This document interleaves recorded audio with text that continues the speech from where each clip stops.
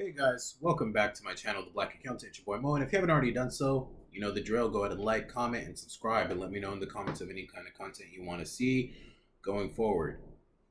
Today's topic, as you may have already seen from the title, is pretty much about admitting your flaws and admitting your errors or whatever personality traits that you don't like that you have.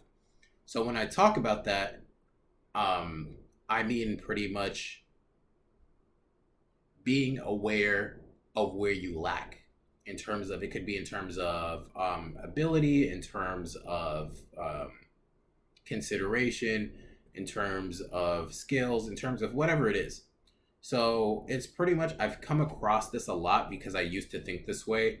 And this conversation kind of was sparked because I was watching BoJack Horseman on Netflix, and a lot of the premise of it is pretty much being aware of your mistakes and how you're flawed, and thinking that that makes you better off or okay.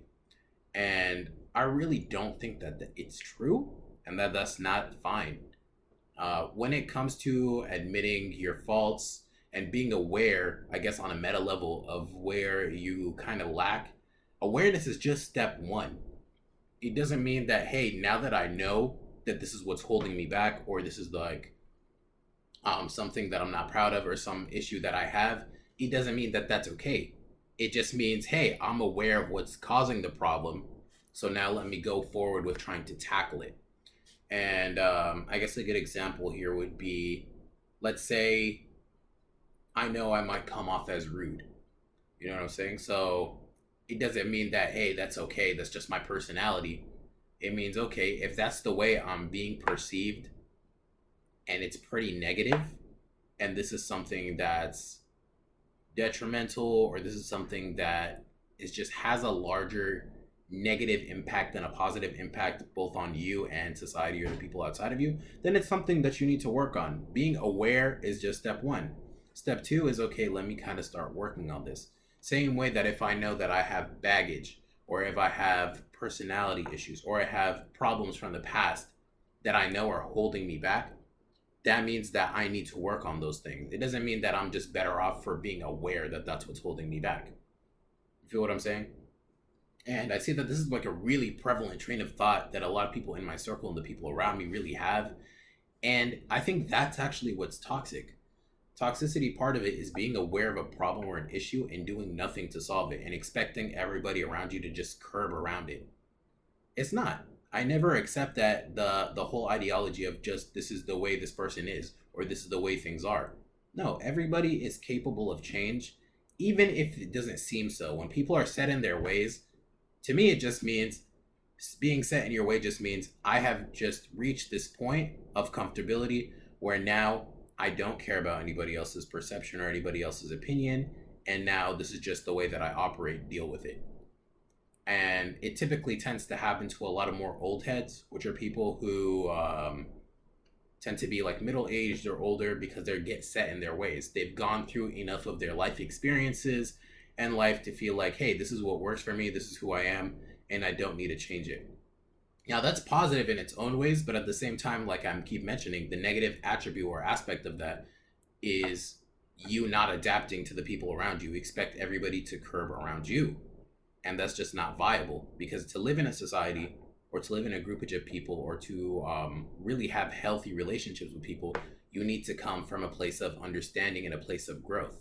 Because that kind of thinking also permeates into your conversations, where, let's say I approach a conversation with somebody, generally speaking, if I have that mentality, I'm going to come in with this idea that I'm right.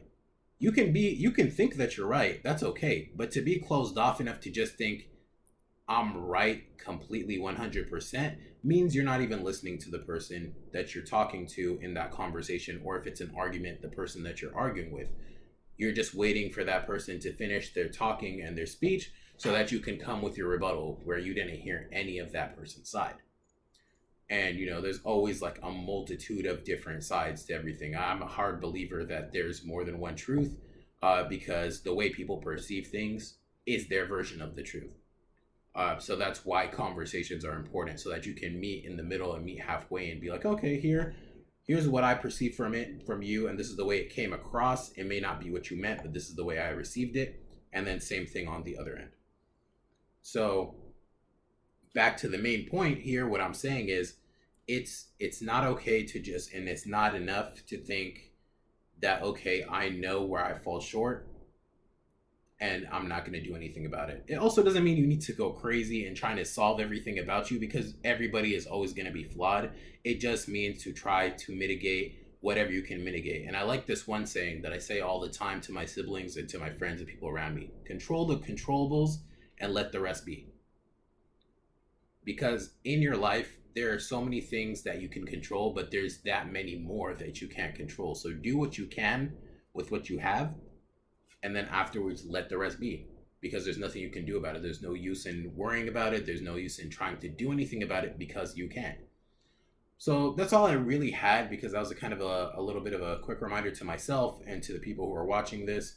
And even if you haven't watched this yet, just down the line, just if this becomes something that you're concerned about, here's something you can watch. And again, let me give this little bit of a disclaimer again. It's kind of sad that I feel like I have to give it in every single video, but I'm not a life advice coach, a life coach, and at the same time, everything that I say is from my own experience and my own point of view. So take from it what you will. Always, as always, take it with a grain of salt. Apply it to your life in whatever way that you find meaningful. But at the end of the day, you're the one who makes the decisions of how you act and what you do in your life. Hold some accountability. All right, thank you, and I'll see you guys in the next video.